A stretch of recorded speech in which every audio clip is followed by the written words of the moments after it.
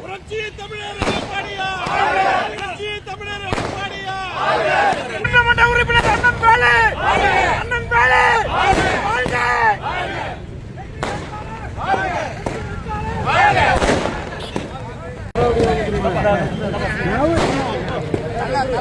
நல்லா